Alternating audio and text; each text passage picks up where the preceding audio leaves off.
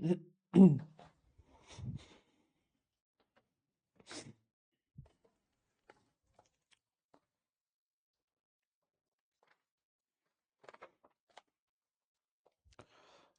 Hello and good evening everyone, कैसे सभी।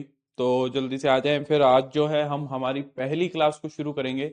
तो ये जो बैच है जिसके अंदर अब तुम ये पहली क्लास देख रहे हो, ये हमारा केवीएस एनवीएस ईएमआरएस का टीजीटी मैथ्स के लिए जो टीयर 2 होगा, जिसके अंदर ऑब्जेक्टिव प्लस ऑब्जेक्टिव दोनों की दोनों चीजें हैं, उसके लिए ये बैच हमारा रहने वाला है।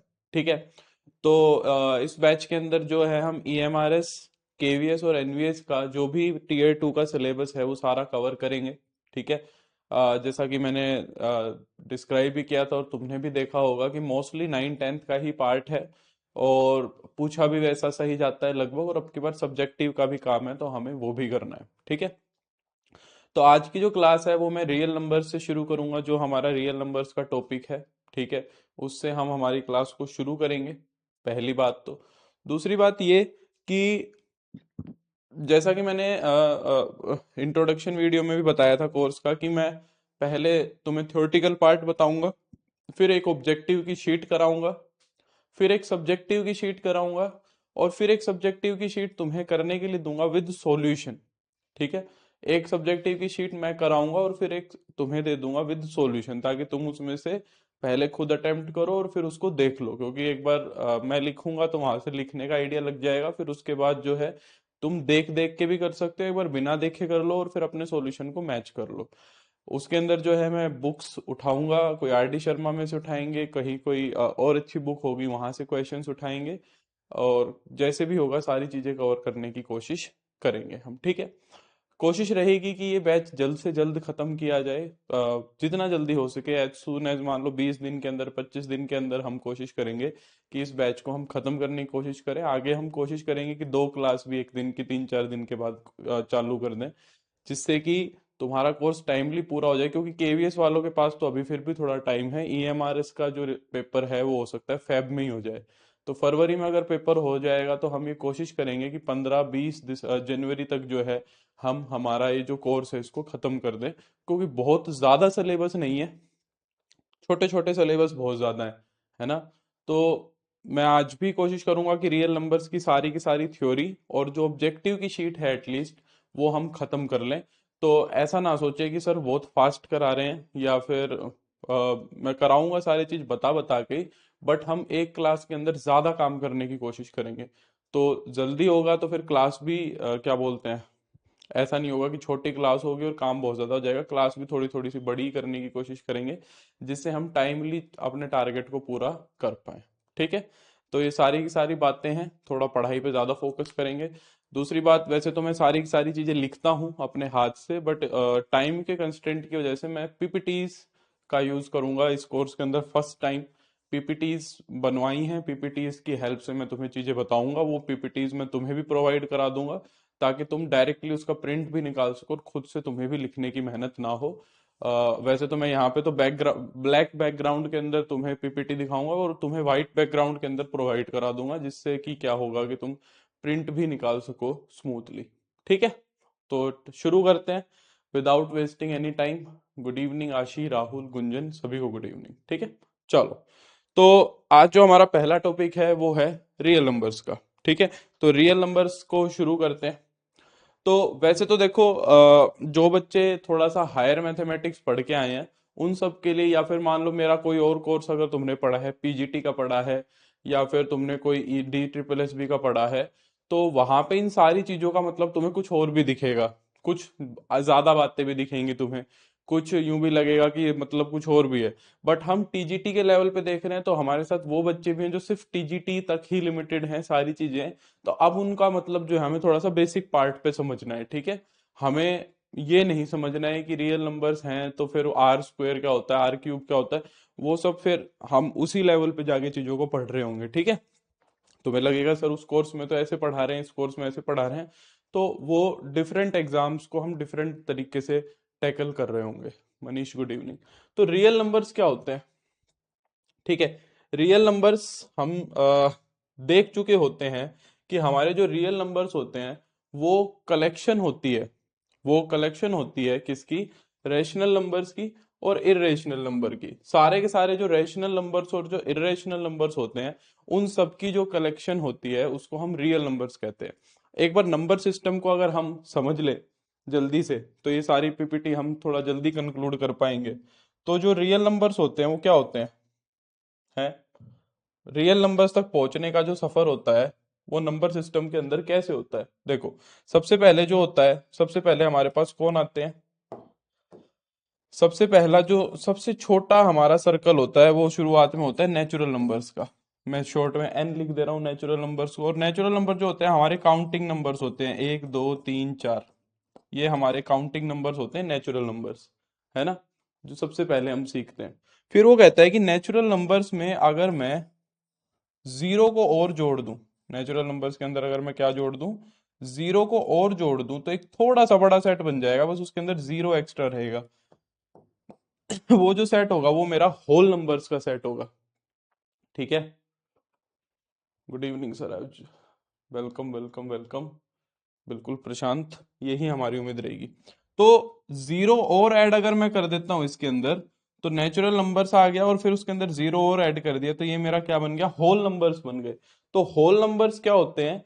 सारे के सारे नेचुरल नंबर्स और उनके अंदर जीरो और अगर मैं ले लूं तो उनको हम कह देते हैं होल नंबर्स, है ना, ऐसी सी शक्ल दिखेगी। तो सारे के सारे नेचुरल नंबर्स होल नंबर्स होते हैं, ये बात मुझे दिख रही है। सारे होल नंबर्स नेचुरल नंबर नहीं होते, क्योंकि जीरो एक ऐसा नंबर है जो होल नंबर है बट वो नेचुरल नहीं होता है। फिर हमने क्या किया, हम बोले भाई इन सारों के अंदर जो सारे होल नंबर्स हैं इनके अंदर नेगेटिव वाले और जोड़ दो। इनके अंदर क्या कर दो, सारे नेचुरल नंबर ले लो, जीरो ले लो, और उनके अंदर नेगेटिव वाले और जोड़ दो, -1 -2 -3, ये सारे और जोड़ दो। ये सेट तुम्हारा बन जाएगा इंटीजर्स का सेट, जिसको मैं जेड से डिनोट करता हूँ या फिर आई से भी डिनोट कर देता हूँ।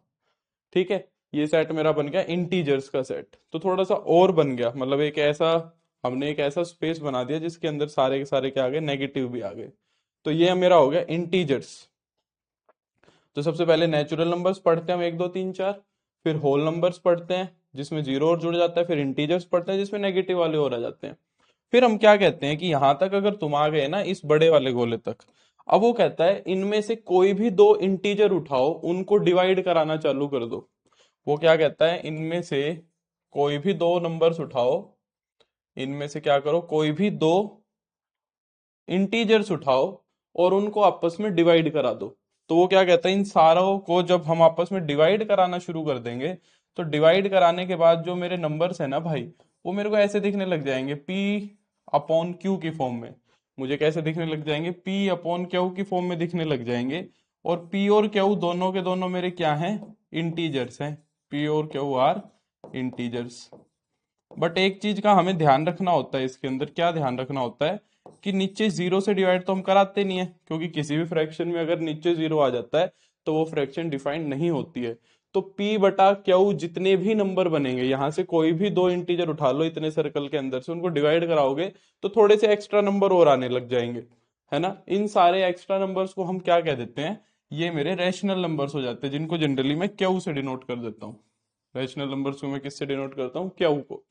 तो जितने भी रैशनल नंबर्स होते हैं उन सब की खास बात क्या होती है कि उनको हम P बटा क्यू की फॉर्म में लिख सकते हैं।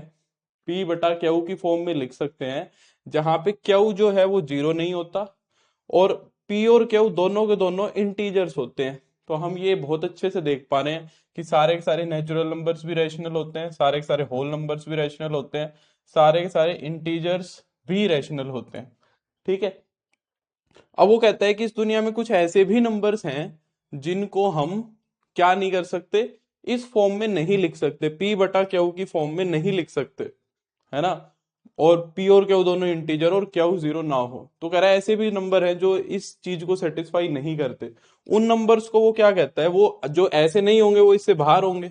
ये तो बात तुम मानते ही हो, जो ऐसे नहीं होंगे वो इससे तो बाहर होंगे ना, क्योंकि अगर P बटा क्यू की फॉर्म में लिखा जाएगा वो इसके अंदर आएगा, जो नहीं लिखा जाएगा वो बाहर आएगा। तो ऐसे नंबर्स को हम क्या कहते हैं? इर्रेशनल नंबर्स, जिसको हम क्यू के ऊपर सी लगा देते हैं, क्यू कॉम्प्लीमेंट बोल देते हैं इसको। ठीक है, इनको हम क्या बोलते हैं? ये हो गए मेरे इर्रेशनल नंबर्स। जो रेशनल्स नहीं होंगे, जो रेशनल्स नहीं होंगे वो मेरे क्या हो जाएंगे? इर्रेशनल नंबर्स हो जाएंगे। जैसे कि √2 लिख दिया, जैसे कि √2 लिख दिया, अब तुम कहोगे सर मैं √2/1 लिख देता हूं, ये भी p/q फॉर्म हो गई। √2 को मैंने लिख दिया सर √2/1, तो बन तो गई सर p/q फॉर्म। पर भाई ध्यान से देखो कि हमने p और q को क्या बनाया है, इंटीजर्स बनाया है।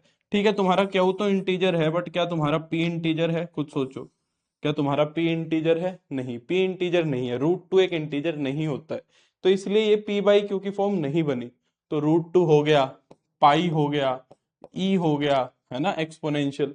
इस तरीके के जो ये नंबर्स होते हैं ये इर्रेशनल नंबर्स की कैटेगरी में आ जाते हैं। अब वो कहता है सारे के सारे रैशनल ले लो, सारे के सारे इर्रेशनल ले लो, इनको उठा के एक बैग में डाल दो, इनको उठा के क्या कर दो, एक और बैग के अंदर डाल दो। तो जब इनको तुम एक और बैग के अंदर डाल दोगे ना, इनको तुम क्या कर दोगे, जब एक और बैग के अंदर डाल दोगे, इनको उठाया तुमने और एक बैग के अंदर और डाल दिया, एक बड़े से बैग में तुमने इन सारों को उठा के ऐसे डाल दिया, तो जब इन सारों को इकट्ठा हम देखने लग जाते हैं, सारे नंबर्स को जब हम इकट्ठा देखने लग जाते हैं, तो इसको हम कह देते हैं कि ये मेरे क्या हो जाते हैं, रियल नंबर्स। तो रियल नंबर्स मेरे क्या होते हैं, जिसके अंदर सारे के सारे रैशनल्स और सारे के सारे इररेशनल्स आ जाते हैं, उसको हम कहते हैं रियल नंबर्स। तो रियल नंबर्स में सारे रैशनल्स और सारे क्या आ गए, इररेशनल्स आ गए। ठीक है, ये जो खाली जगह है यहाँ पे कुछ नहीं है, ठीक है, ये जो खाली जगह है यहाँ पे कुछ नहीं है, सारे के सारे रैशनल्स और सारे के सारे इररेशनल्स। अब कहता है कि क्या इससे भी आगे कोई नंबर्स होते हैं?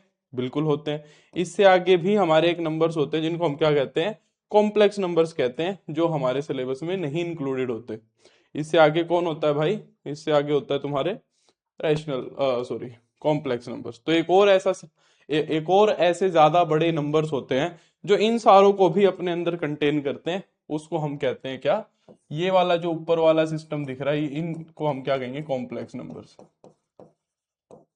कॉम्प्लेक्स नंबर्स या फिर इमेजिनरी नंबर्स, जिनको हम सी से डिनोट करते हैं, जिनके अंदर आयोटा दिखता है ना तुम्हें, जिनके अंदर आयोटा दिखता है, जैसे 1+आयोटा, 2+3 आयोटा, ऐसे नंबर्स जो होते हैं वो कॉम्प्लेक्स नंबर्स होते हैं। ये तुम्हारा पूरा का पूरा नंबर सिस्टम है।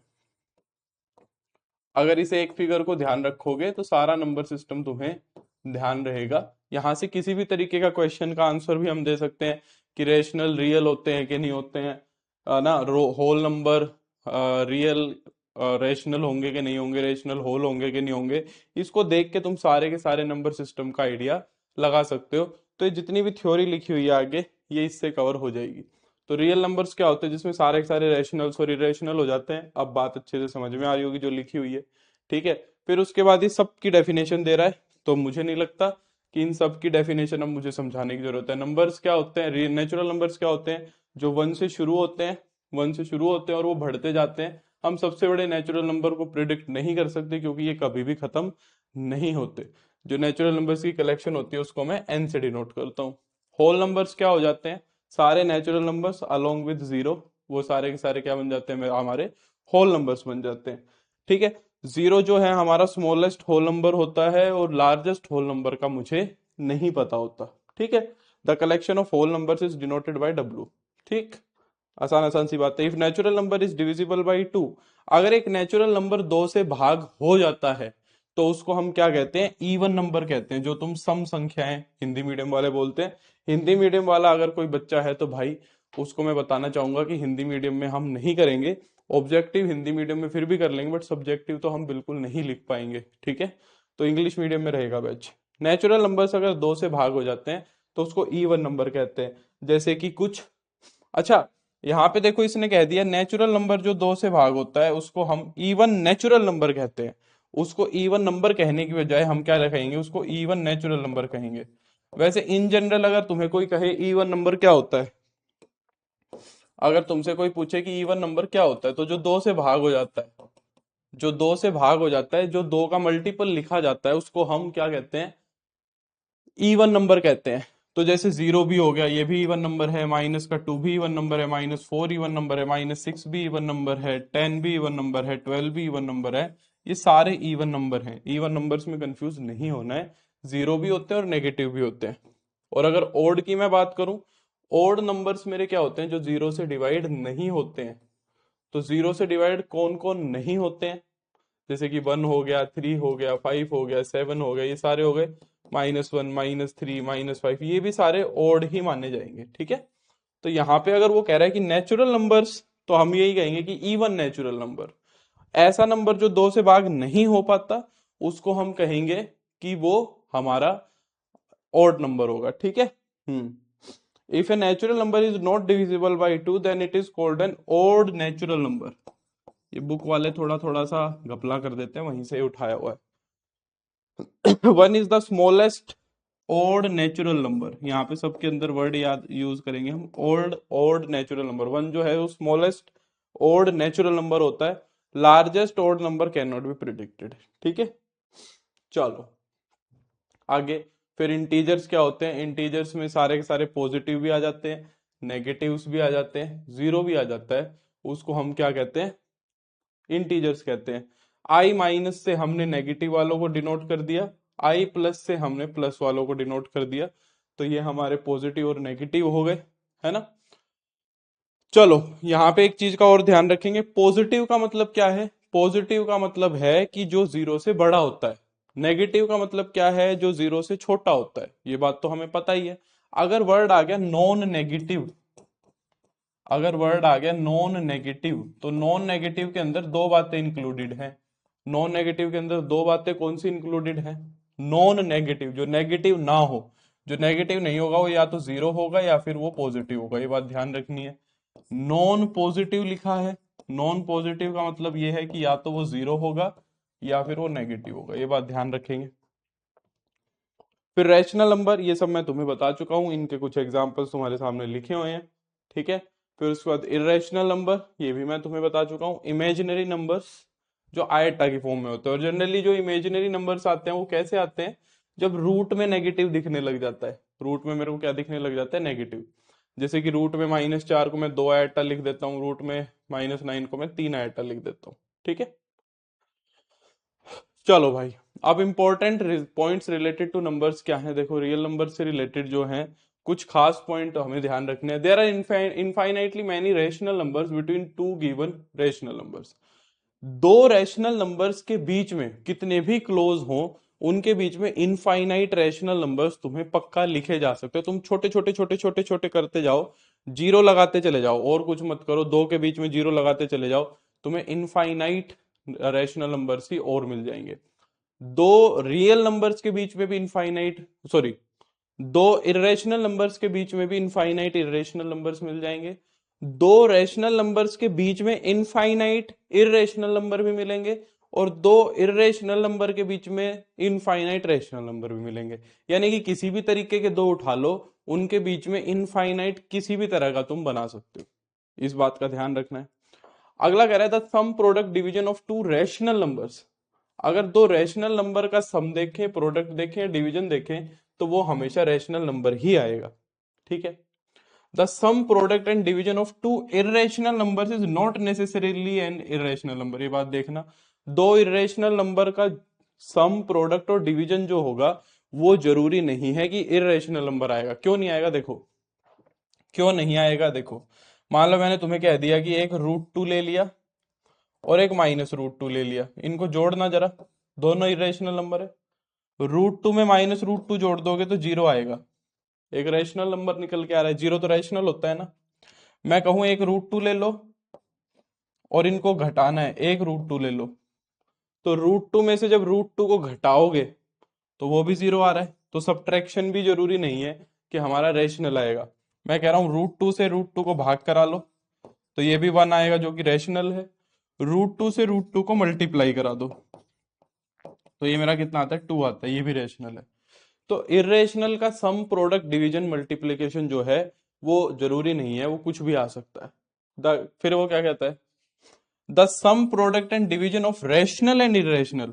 अगर एक रैशनल है और एक इरेशनल है और उसका सम, प्रोडक्ट और डिवीजन कर रहे हो, तो वो पक्का इरेशनल ही आएगा। अगर एक रैशनल और एक इरेशनल है तो उसका कुछ भी कर लो, फिर वो इरेशनल ही बनेगा, ठीक है। Real numbers are commutative, associative and holds distributive law of operations of multiplication and addition. ये समझते हैं सारे के सारे? देखो ये क्या, आप क्या कह रहा है, मैं बताता हूँ। कहता है कि रियल नंबर्स जो होते हैं ना, रियल नंबर में सारे आ गए, रियल नंबर्स में सारे के सारे आ गए, जितने भी मैंने रियल नंबर्स बताए हैं वो सारे के सारे जो है ना कॉम्यूटेटिव होते हैं। किसमें? मल्टीप्लीकेशन और एडिशन में। मल्टीप्लीकेशन और एडिशन दो ऑपरेशन की बात कर रहा है। कॉम्यूटेटिव का मतलब क्या है कि किसी रियल नंबर को ए को बी से गुना कराया जाए या बी को ए से गुना कराया जाए तो ये हमेशा बराबर चीज होती है। इसको कॉम्यूटेटिविटी कहते हैं मल्टीप्लीकेशन की। एडिशन में कैसे कहेंगे इसी को कि ए में बी को जोड़ूं या बी में मैं ए को जोड़ूं, तो ये कॉम्यूटेटिविटी यहाँ पे सेटिस्फाई होती ही है। ठीक है, ये तो हो गई इसकी। एसोसिएटिविटी क्या होती है? इसमें तीन चीजें आ जाती है। ए गुना बी, बी गुना सी निकालूं मैं, चाहे से ए गुना बी और फिर मैं सी निकालूं, ये चीजें बराबर आएंगी दोनों के दोनों। ठीक है, और ये तो मल्टीप्लीकेशन की हो गई। एडिशन की कैसे कि ए में मैं बी प्लस सी जोड़ दूं या फिर मैं ए प्लस बी में मैं सी जोड़ दूं, तो ये भी दोनों चीजें मेरी क्या आएंगी? बराबर ही आएंगी। ठीक है, फिर डिस्ट्रीब्यूटिव का क्या मतलब होता है? डिस्ट्रीब्यूटिव लॉ, डिस्ट्रीब्यूटिव लॉ ये कहता है ए गुना बी प्लस सी अगर तुम लिख रहे हो तो ये जो गुना है ना, ये एडिशन पे बट जाएगी। जो ए की गुना है वो बी और सी के साथ अलग अलग हो जाएगी। यानी कि इसको मैं क्या लिख सकता हूँ? ए गुना बी और ए गुना सी। ए जो है अंदर जाके दोनों से गुना हो जाएगा।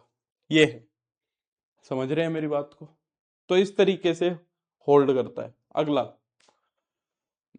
अब ये तो हो गया हमने डेफिनेशन के अकॉर्डिंग। अब हमने डेसिमल एक्सपेंशन के अकॉर्डिंग भी रियल जो रेशनल नंबर है और जो इरेशनल नंबर है उनको डिफाइन किया है। किसके अकॉर्डिंग? डेसिमल रिप्रेजेंटेशन के अकॉर्डिंग। तो देखो वो क्या कहता है, the rational numbers in the form of P upon Q, Q is not equal to zero. ऐसे होते हैं रैशनल नंबर, हमें पता है। When we divide P by Q, the two main cases अगर, दो तरीके के केसेस अगर करते हैं। ठीक है, क्या कह रहा है? Either the remainder becomes zero after a certain stage. भाई जब तुम किसी को भाग कर आ रहे हो, जैसे कि देखो ये वाला, एक को चार से भाग कर आया मैंने, या तो ऐसा केस बनेगा कि एक टाइम के बाद रिमाइंडर खत्म हो जाएगा, तुम डिवाइड कराते जाओगे कराते जाओगे कराते जाओगे, रिमाइंडर जीरो बन जाएगा। या फिर ऐसा होगा और नेवर बिकम्स जीरो, या फिर वो कभी जीरो होगा ही नहीं। जैसे तुम 1/3 करके देखना, 1/3 करोगे तो रिमाइंडर एक एक एक एक एक एक हमेशा ऐसे ही चलता जाएगा, कभी जीरो नहीं होगा। तो जो रेशनल नंबर्स होते हैं वो ऐसे दो तरीके के होते हैं। ठीक है, पहला रेशनल नंबर क्या होता है? अगर रिमाइंडर बिकम्स जीरो, अगर रिमाइंडर जीरो बनेगा तो उसको हम दूसरे सेंस में कैसे बोलेंगे कि जो उसका डेसिमल एक्सपेंशन है, ये क्या हो गया? ये डेसिमल एक्सपेंशन है, ये क्या हो जाए? टर्मिनेट हो जाए, खत्म हो जाए। If the decimal expansion terminates और ends after a finite number of steps, वो कुछ स्टेप के बाद क्या हो जाए? खत्म हो जाए। तो या तो ये केस में हमारा अगर ऐसा कोई डेसिमल है तो उसको हम रेशनल नंबर का एक्सपेंशन कहेंगे कि भाई ये रेशनल नंबर था।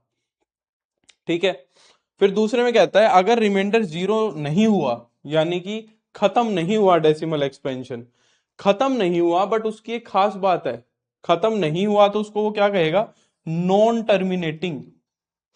खत्म नहीं हुआ तो नॉन टर्मिनेटिंग, पर उसकी खास बात यह है कि वहां पे कुछ ना कुछ चीज बार बार बार बार बार बार रिपीट करती जाएगी। जैसे कि 1/3 का अगर मैं एक्सपेंशन देखूं तो ये कभी खत्म नहीं हो रहा, बट इसकी खास बात क्या है कि ये रिपीट करता जा रहा है। देखो तीन तीन तीन तीन तीन तीन, तो इसको हम क्या बोलेंगे? Non terminating repeating decimal expansion. ठीक है, non as non terminating, recurring भी बोल देते हैं। तो या तो ऐसा मिलेगा रेशनल नंबर या ऐसा मिलेगा रेशनल नंबर। ठीक है हाँ, अब decimal expansion of rational number से रिलेटेड जो है, एक एक दो तीन छोटी सी थ्योरम्स भी हैं, उनको ध्यान से सुनना। इन्हीं थ्योरम्स पे बेस्ड ऑब्जेक्टिव आता है। कहते हैं अगर हमारा एक let x be rational number whose decimal expansion terminate, पहले वाले में थ्योरम में कौन से रेशनल नंबर की बात करा है? जिसका एक्सपेंशन खत्म हो जाता है। तो वो कहता है कि देन एक्स भी express in the form of P बटा क्यू। फिर हम क्या कर सकते हैं? एक्स को पी बटा क्यू की फॉर्म में लिख सकता है, where P and Q are coprimes and the prime factorisation of Q is in the form of. ये बात ध्यान से देखो, जब भी तुम्हारा खत्म होगा ना, ये क्या कर रहा है? जब भी फर्स्ट टाइप का रेशनल नंबर होगा, जब भी किस टाइप का रेशनल नंबर होगा? फर्स्ट टाइप का रेशनल नंबर होगा, तो जो क्यू होगा ना, नीचे वाला क्यू, क्यू की प्राइम फैक्टराइजेशन में सिर्फ दो की और तीन, दो की और पांच की पावर्स दिखेंगी और कोई पावर नहीं दिखेगी। जब भी खत्म होने वाला होगा, दो की और तीन की पावर्स दिखेंगी, दो सॉरी तीन बोल रहा हूं, दो की और पांच की पावर्स दिखेंगी। जैसे कि देखो 0.104 है, इसको 104 बटा मैं 1000 लिख सकता हूँ क्योंकि 3 डेसिमल पे लगा हुआ है। तो ये 10 का क्यूब बन सकता है, 10 की पावर 3। इसका जब प्राइम फैक्टराइजेशन किया तो 2 की पावर 3 और 5 की पावर 3 बना। तो जो टर्मिनेटिंग वाला एक्सपेंशन होता है ना, टर्मिनेटिंग वाला एक्सपेंशन, उसमें डिनोमिनेटर का एक्सपेंशन जो प्राइम फैक्टराइजेशन होगा वो हमेशा ऐसा ही बनेगा। ठीक है। दूसरे में क्या कह रहा है, कन्वर्स, इसका उल्टा कह रहा है, अगर किसी में क्यू का जो नीचे वाला है उसकी प्राइम फैक्टराइजेशन अगर ऐसी बन रही है, उल्टा बोल रहा है। यहां पे क्या कह रहा था, अगर टर्मिनेट करेगा तो प्राइम फैक्टराइजेशन क्यू की ऐसी बनेगी। अब कह रहा है कि अगर क्यू की प्राइम फैक्टराइजेशन ऐसी बता रखी है तुम्हें पहले से, तो फिर वो पक्का टर्मिनेट करने वाला रेशनल नंबर ही बनेगा। जैसे कि ऐसे कह दिया कि मान लिया कि एक ऐसा रेशनल नंबर है भाई, वो ऐसे तरीके से डिफाइन कर देगा, क्यू पी बटा क्यू है, और क्यू जो है उसने कह दिया कि क्यू ऐसे लिखा हुआ है, 2 की पावर 4, 5 की पावर 3, ये लिख दिया। अब वो क्यू के बारे में पूछ रहा है, मतलब पी बटा क्यू के बारे में पूछ रहा है। तो हमने देखा कि क्यू के अंदर सिर्फ 2 की और 5 की पावर्स आ रही हैं। इसका मतलब जो पी बटा क्यू है वो रैशनल नंबर है, पहली बात तो। और रैशनल भी कैसा है, टर्मिनेटिंग वाला है। रैशनल भी कैसा है, टर्मिनेटिंग वाला है, इस तरीके से। ठीक है। थ्योरम 3 क्या कहता है, कहता है अगर एक्स पी बटा क्यू है be a rational number such that the prime factorisation of Q is not in the form. अब कह रहा है कि अगर ऐसा नहीं है, 2 की पावर n और 5 की पावर m जैसा उसका प्राइम फैक्टराइजेशन नहीं है, where n and m are integers, then x has decimal expansion which is non terminating repeating. कह रहा है अगर नीचे p बटा क्यू की फॉर्म में तो है, बट क्यू की जो प्राइम फैक्टराइजेशन है वो इस तरीके की नहीं है जैसी 2 की पावर और 5 की पावर में है। तो फिर वो जो एक्सपेंशन बनेगा वो कौन सा बनेगा, नॉन टर्मिनेटिंग और रिपीटिंग वाला बनेगा, दूसरे वाला बनेगा, नॉन टर्मिनेटिंग एंड रिपीटिंग वाला बनेगा पक्का। ठीक है। तो ये 3 थ्योरम्स हैं, अच्छे से क्लियर हो जानी चाहिए। बोलो बात समझ में आई या नहीं है, यहां तक कोई दिक्कत? हाँ भाई, भाग तो नहीं गए? जो थोड़ी ऊपर की चीजें पढ़ता है उसको थोड़ा सा ये बोरिंग सा फील हो सकता है। जिसने थोड़ा सा अच्छे एग्जाम्स की तैयारी करी हुई है, जो पीजीटी की या फिर डी ट्रिपल एस बी की तैयारी करता है, उसको ये थोड़ा सा बेसिक लग सकता है। बट इसमें भी अच्छी चीजें आती हैं, ऐसी बात नहीं है। कुछ कुछ चीजें बढ़िया बनेंगी। सब्जेक्टिव का तो काम इसमें अच्छा ही बनेगा, लिखना पड़ेगा तुम्हें अब। तो लिखने वाली चीजें तो हमें देखनी ही पड़ेंगी।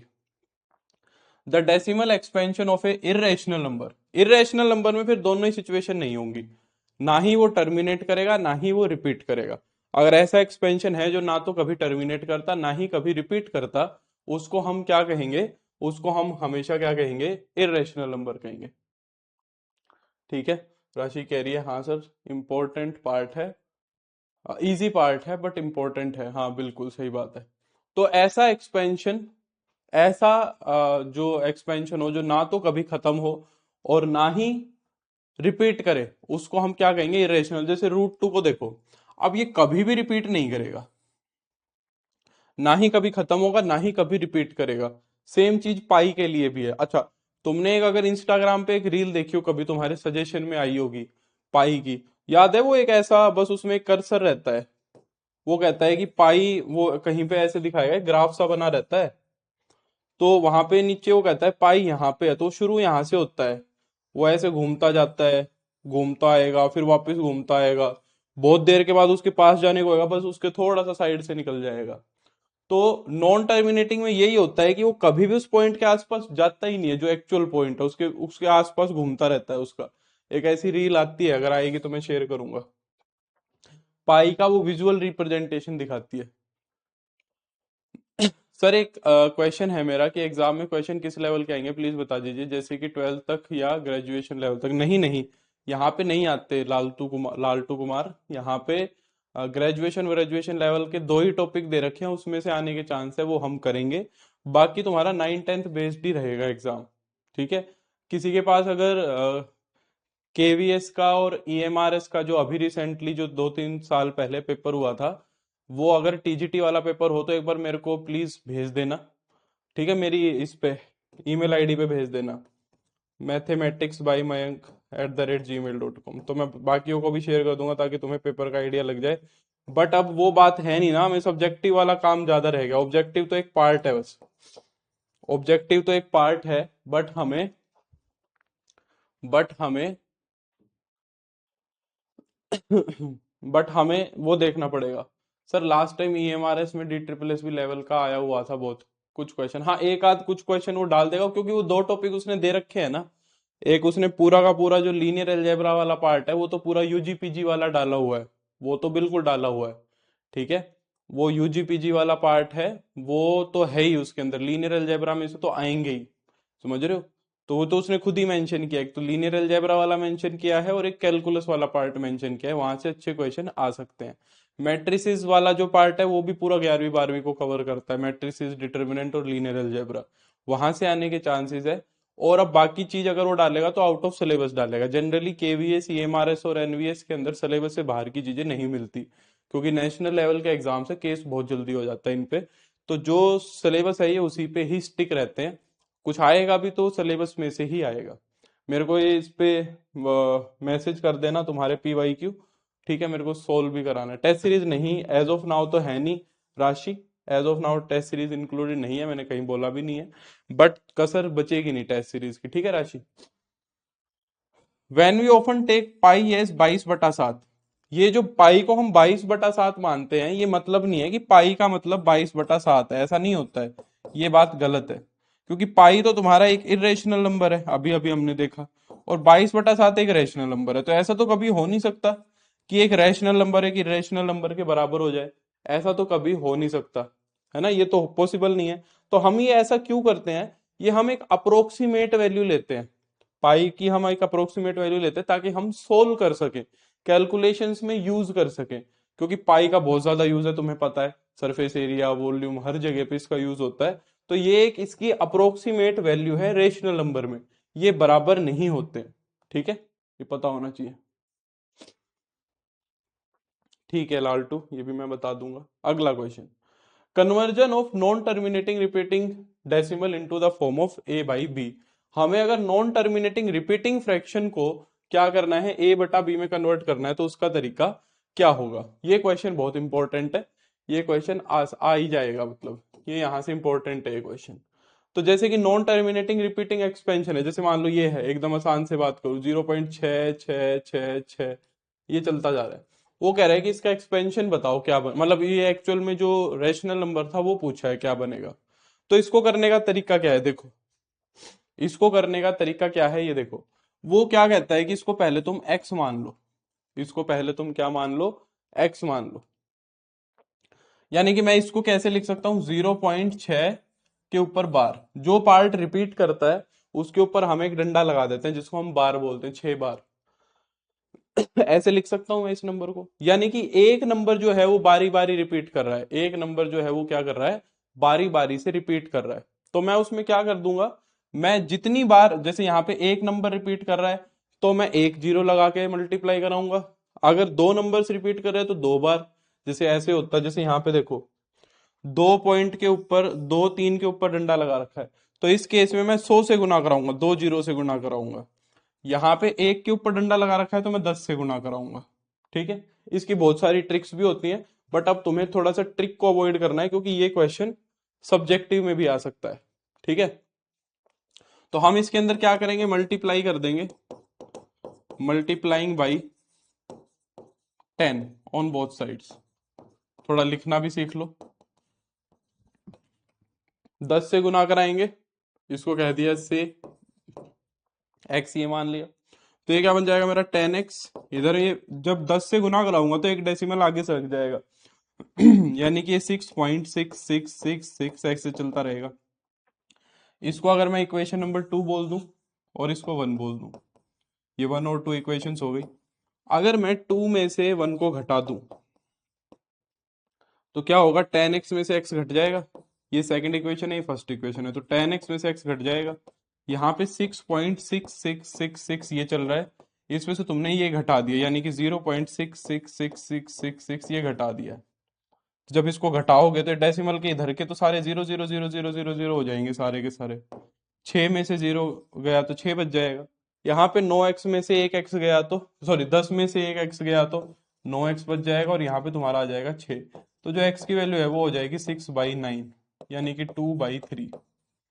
तो ये हमारा फ्रैक्शन था, कौन सा, 2/3 था। सेम काम यहाँ है, सेम टू सेम काम यहाँ है। हम यहाँ पे इसको क्या मान लेंगे, x को मान लेंगे क्या, 2.23, 23, 23, 23, ऐसे लिखा जाएगा ना। अब इसको मैं किससे मल्टीप्लाई कराऊंगा, 100 से मल्टीप्लाई करूंगा, 100x, यानी कि दो डेसिमल आगे सरक जाएगा। तो दो डेसिमल आगे सरकेगा, ये 223 बन जाएगा। फिर आगे 23, 23, 23 ऐसे चलेगा। इनको घटा दो आपस में, जब घटाओगे तो 99x बन जाएगा, और इधर से घटाओगे तो 223 में से तो दो घट जाएगा, जो कि बन जाएगा 221, और आगे सारा का सारा डेसिमल जीरो हो जाएगा। उसको लिखने की कोई जरूरत है नहीं हमारे को, है ना। तो यहां से x कितना आ जाएगा मेरा, 221/99, ये आ जाएगा, है ना, इस तरीके से। तो ये शायद सी ऑप्शन है, थोड़ा सा छुप रहा है। सर ऐसे ऑब्जेक्टिव में भी आ सकते हैं क्या, सब्जेक्टिव में? हाँ बिल्कुल आ सकता है। सब्जेक्टिव में एक सवाल जरूरी नहीं होता गुंजन की सब्जेक्टिव में एक क्वेश्चन पूरा का पूरा, जैसे 10 नंबर का एक क्वेश्चन है तो 10 का ही आए। दो क्वेश्चन आने तो मतलब ज्यादा चांस तो यही है कि एक 10 नंबर का क्वेश्चन आएगा तो उसमें 5-5 नंबर के दो क्वेश्चन आएंगे। मोस्ट ऑफ द चांस तो यही है, यही मान के चलो कि 10 नंबर का अगर एक क्वेश्चन आएगा तो 5-5 के दो आएंगे। ठीक है। अब इसके अंदर वो हो सकता है कुछ एक आध थोड़ा बड़ा सवाल दे दे या कुछ जोड़ दे, या हो सकता है कोई ऐसा सवाल बना दे जिसमें दो का मतलब तीन का और चार का, ऐसा भी कर दे। ठीक है। अगला सर 4 नंबर का है शायद ये हमारा इसमें एक क्वेश्चन। ठीक है, अगला क्वेश्चन देखो क्या कह रहा है, representation of real number on the number line. तो नंबर लाइन के ऊपर, नंबर लाइन का सबको पता होना चाहिए। ये वाला क्वेश्चन कोई बहुत इंपॉर्टेंट नहीं है तुम्हारे लिए, क्योंकि नंबर लाइन के ऊपर रिप्रेजेंट करने के लिए तुम्हें सब चीजों की जरूरत पड़ेगी। जो सवाल आता था हमारा 9वीं 10वीं के अंदर, स्केल की भी पड़ेगी, कंपस की भी पड़ेगी तुम्हें। उसको क्या बोलते हैं, हम तो प्रकार बोलते थे, उसको क्या बोलते हैं, है वो जो ऐसे बनाते थे, वो सुआ होता था, नाम ही ध्यान नहीं आ रहा उसको, इंग्लिश में क्या कहते थे उसको, है ये जो ये वाला काम करता है ये, वो भी ले जाना पड़ेगा। तो वो तो एग्जाम में अलाउड ही नहीं है, वो तो एग्जाम में अलाउड ही नहीं होगा ना। वो क्या है, वो क्या होता है वो, मैं तो भूल गया इंग्लिश में क्या कहते हैं उसको। प्रोट प्रोट्रैक्टर ही होता है क्या, है प्रोट्रैक्टर होता है, ये तो मेरे को पहले भी नहीं पता था इसका मतलब। प्रोट्रैक्टर, ये वाला जिससे ये काम करते हैं। तो ये वाला चीज तो शायद नहीं आएगा तुम्हारे पेपर में, तो इस पे हम ज्यादा मेहनत नहीं करेंगे। ठीक है। तो नंबर लाइन का फिर भी तुम्हें पता होना चाहिए, नंबर लाइन को हम एक बार डिस्कस कर लेते हैं। प्रोट्रैक्टर ही होता है क्या, प्रकार ही याद है, गुंजन भी कह रहे हैं प्रकार ही याद है, मेरे को भी, मेरे को भी प्रकार ही याद है। प्रोट्रैक्टर तो मैंने कभी यूज भी नहीं किया, ये तो सच में मेरे को पता भी नहीं था फिर प्रोट्रैक्टर तो ये जो है हरियाणा वालों को प्रोट्रैक्टर का नहीं पता होगा मोस्टली को। तो ये हमारी नंबर लाइन ऐसे रिप्रेजेंट होती है। नंबर लाइन के इस तरफ जो है कभी खत्म नहीं होता, इसको हम प्लस साइड की इंफिनिटी से डिनोट करते हैं कि ये कभी खत्म नहीं होगा। इन्फिनिटी को ये नहीं समझना है कि इस कोने पे इन्फिनिटी लिख रखी है। इन्फिनिटी का मतलब ये है कि इधर बढ़ता जाएगा, बढ़ता जाएगा, बढ़ता जाएगा। इस दुनिया का जो सबसे बड़ा नंबर होगा वो मुझे नहीं पता। ठीक है। और इधर भी घटता जाएगा, घटता जाएगा, घटता जाएगा। तो घटाने का सबसे छोटा नंबर मैं माइनस में दिखा सकता हूं। ठीक है, बिल्कुल सोनू। अब कहता है कि सेंटर में 0 होता है, और इधर तुम्हारे नेचुरल नंबर्स 1, 2, 3, 4 ऐसे रिप्रेजेंट होते हैं। इधर तुम्हारे -1, -2, -3, -4 ये सारे रिप्रेजेंट होते हैं। ठीक है। 4 नंबर का एक क्वेश्चन अगर EMRS में आएगा तो फिर ऐसे क्वेश्चन आने के पूरे चांसेस थे। अब इसका मतलब ये नहीं है कि इस नंबर लाइन पे सिर्फ जो तुम्हें दिख रहा है यही है।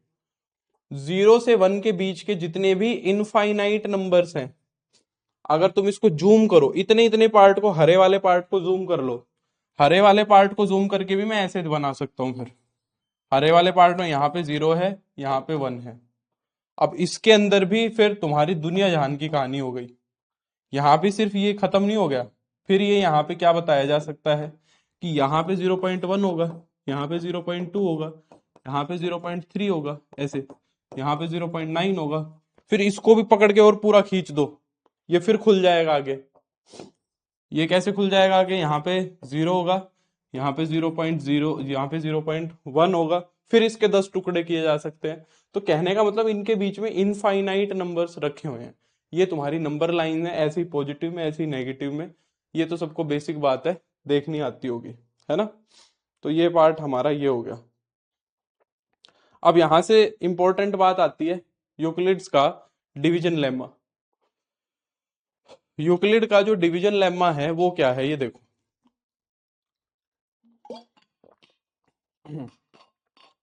यूक्लिड का डिवीजन लेमा ये कहता है कि अगर ए और बी दो पॉजिटिव इंटीजर्स हैं, पॉजिटिव इंटीजर्स का मतलब पॉजिटिव भी और इंटीजर भी हो, तो मैं नेचुरल नंबर भी कह सकता हूं मैं नेचुरल नंबर भी कह सकता हूं। अगर मैंने दो नेचुरल नंबर ए और बी उठाए हैं, तो वो कहता है कि हमारे को दो नंबर क्यू और आर ऐसे एग्जिस्ट करेंगे सच दैट ए जो होगा वो बी गुना क्यू और जमा में आर लिखा जाएगा। जो आर की वैल्यू होगी वो 0 या 0 से बड़ी और बी या बी से छोटी होगी। अगर मैं इसको आसान भाषा में समझू, जैसे कि एक एग्जांपल से उसने समझाया हुआ है यहाँ पे देखो। ये तो बहुत बड़ा है, मैं एक सिंपल सा एग्जांपल लेता हूँ एकदम छोटा सा।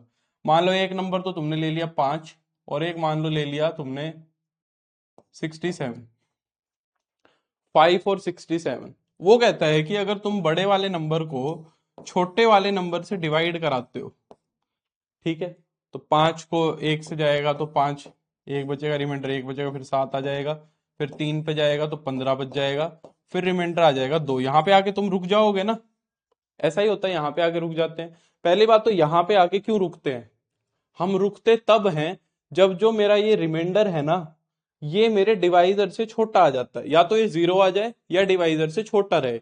अगर ये 6 भी आ जाता तो फिर मैं आगे फिर डिवाइड करता।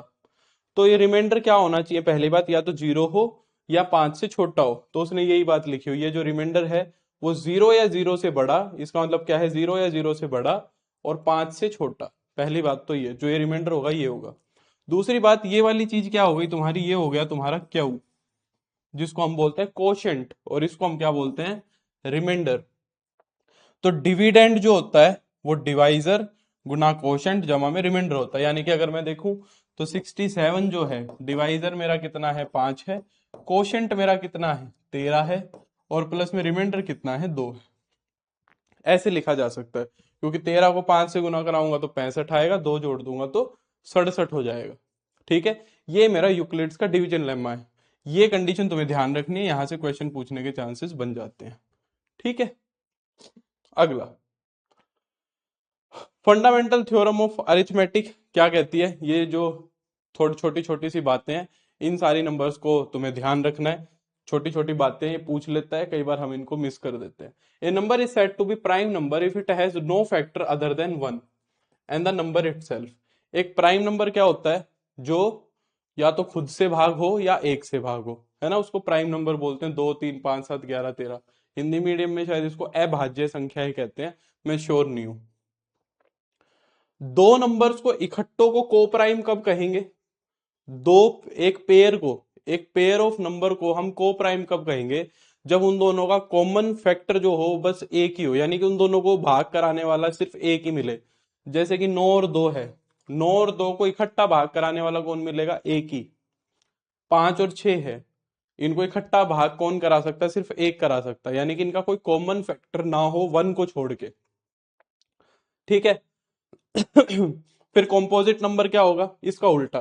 कहता है अगर 1 के अलावा कोई भी कॉमन फैक्टर हो जाए, at least one factor other than 1, at least one factor other than 1 अगर मिल गया, तो फिर वो मेरे क्या हो जाएंगे, कॉम्पोजिट नंबर हो जाएंगे। जैसे कि 4 और 6, 4 और 6 को देखा जाए तो ये कॉम्पोजिट है, क्यों, इसका 2 है। ठीक है, इस तरीके से तो ये मेरा क्या हो गया, कॉम्पोजिट नंबर होगा। अगर उसका एक को छोड़ के कोई और फैक्टर आ गया तो, है ना, 45 है, 45 का 3 भी है 9 भी है। According to the fundamental theorem of arithmetic every composite number can be written as, हर एक कंपोजिट नंबर को कैसे लिखा जा सकता है, the product of primes and this factorization is unique apart from order in which the prime factors occur. क्या कह रहा है, इसकी को हम क्या कहते हैं, यूनिक फैक्टराइजेशन थ्योरम कहते हैं, यूएफडी। यूनिक फैक्टराइजेशन थ्योरम भी कहते हैं हम इसको। यूनिट फैक्टराइजेशन थ्योरम क्या कहती है कि इस दुनिया का हर कंपोजिट नंबर जो है, इस दुनिया का हर कंपोजिट नंबर जो है उसको हम प्राइम्स की पावर में लिख सकते हैं, 2 की पावर 2, 5 की पावर 2। और ये जो रिप्रेजेंटेशन है ये यूनिक होगी। ये रिप्रेजेंटेशन यूनिक होने का मतलब कह रहा है इसको यूनिक ऐसे ही समझना, अगर आगे पीछे लिख दो तो नहीं मत समझना। ये कह रहा है वो कि ये वो ही बन गई, ये अलग नहीं बनी, आगे पीछे लिखने से कोई फर्क नहीं पड़ता। तो ये कंपोजिट नंबर जो है उसको हम प्राइम्स के प्रोडक्ट में लिख सकते हैं। ठीक है भाई, चलो ये हो गई ये। चलो और अब क्या कह रहा है, इससे रिलेटेड कुछ रिजल्ट्स है। वन जो होता है वो ना तो प्राइम होता है ना ही कॉम्पोजिट होता है, वन को हम कुछ भी नहीं कहते, ना इधर प्राइम नॉर कॉम्पोजिट। दो जो है वो सबसे छोटा प्राइम नंबर है, ये हमें पता ही है। और वो अकेला ऐसा है जो इवन प्राइम नंबर है, इसको छोड़ के बाकी सारे के सारे जो प्राइम्स होते हैं वो ओड होते हैं। ठीक है। As one is not prime, do not include it while expressing a number as a product of prime factors. ठीक है, वन प्राइम नहीं है तो इसको प्राइम फैक्टराइजेशन में मत लिख लेना, ये कह रहा है कहीं ऐसे लिख दो 100 की प्राइम फैक्टराइजेशन में, ये मत लिख देना ये, क्योंकि ये लिख दिया तो वन प्राइम थोड़ी ना है, ऐसे नहीं लिखना है। ठीक है, अगला, the smallest composite even number is 4, सबसे छोटा नेचुरल नंबर जो कंपोजिट होगा वो 4 होगा। ठीक है, ओड नंबर जो सबसे छोटा कंपोजिट होगा नेचुरल में, ये नेचुरल में बात कर रहा है, वो 9 होगा। ठीक है, if a number is not divisible by any of the prime numbers less than half of it, then it is a prime number, otherwise it is a composite number। समझ में आई बात, क्या कह रहा है? कह रहा है अगर एक नंबर अपने से आधे से छोटे जितने भी प्राइम नंबर है अगर उनसे भाग नहीं हुआ तो फिर वो पक्का प्राइम ही होगा, और अगर हो गया तो फिर वो कंपोजिट मिल जाएगा। ठीक है, ठीक है। ए पेयर ऑफ को प्राइम नंबर कैन बी, अगर कोई किसी की इंग्लिश समझ में ना आए तो मुझे बता देना, मैं एक एग्जांपल से समझा दूंगा। ए पेयर ऑफ को prime number can B, pair of को प्राइम नंबर कैसे हो सकते हैं, को प्राइम नंबर का पेयर कैसा कैसा हो सकता है, या तो दोनों ही उसके अंदर प्राइम आ जाए, ऐसा भी हो सकता है कि दोनों प्राइम हो तो भी को प्राइम बनाए जा सकते हैं, एक प्राइम और एक कॉम्पोजिट हो तो भी को प्राइम बनाए जा सकते हैं, और दोनों के दोनों कॉम्पोजिट से भी बनाए जा सकते हैं। दो कंपोजिट नंबर भी को प्राइम हो सकते हैं, देखो जैसे ये रहे, ये दोनों कंपोजिट है बट ये को प्राइम है। ठीक है भाई, बोलो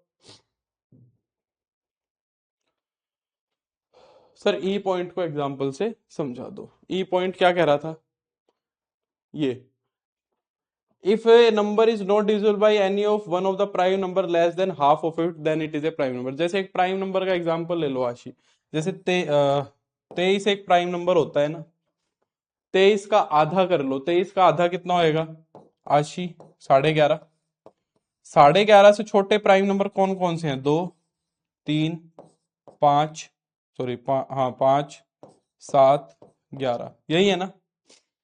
वो कहता है कि अगर एक नंबर का आधा किया, अगर एक नंबर का आधा किया और उससे छोटे जितने भी प्राइम है अगर इनसे ये नंबर डिवाइड नहीं हो रहा है तो फिर ये प्राइम मिलेगा। आगे के चेक करने की जरूरत तुम्हें नहीं है। ये एक तरीके से बड़े प्राइम नंबर जो है उनको चेक करने का तरीका हो गया आशी, है ना। जैसे मान लो तुमने 103 चेक करना है 103 है कि नहीं है, तो 103 से छोटे जितने भी, 103 का आधा करेंगे पहले 51.5 आएगा, 51.5 से छोटे प्राइम से भाग करा के देख लूंगा, अगर उनमें से किसी भी प्राइम से वो भाग नहीं हुआ तो फिर वो प्राइम मिलेगा।